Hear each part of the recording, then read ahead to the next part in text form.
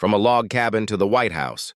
How did Abraham Lincoln become America's most legendary president? What if I told you that one man, born in a tiny log cabin, would rise to become one of the greatest leaders in American history? His name was Abraham Lincoln, the 16th President of the United States, a man whose life was marked by struggle, resilience, and an unshakable belief in freedom. Lincoln's story begins in 1809 in rural Kentucky. He grew up poor, with little formal education, but an unquenchable hunger for knowledge. By reading borrowed books late into the night, he shaped his own mind.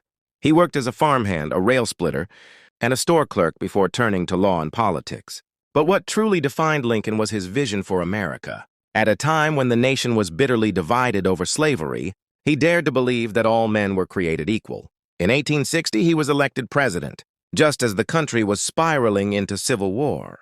As the war raged, Lincoln faced enormous pressure, defeats, and criticism. Yet he stood firm. His Emancipation Proclamation of 1863 was a turning point, declaring freedom for enslaved people in the Confederate States and giving the war a higher moral purpose. Through his words and leadership, Lincoln inspired millions.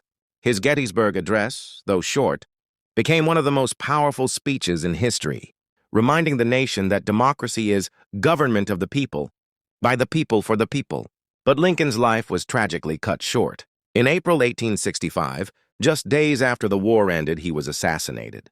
Yet his legacy lived on, freedom preserved, the Union restored, and hope carried forward by generations. Abraham Lincoln's journey reminds us that even from the humblest beginnings, one person can change the course of history. This was the story of Abraham Lincoln. Want more untold history? Don't forget to like, share, and subscribe.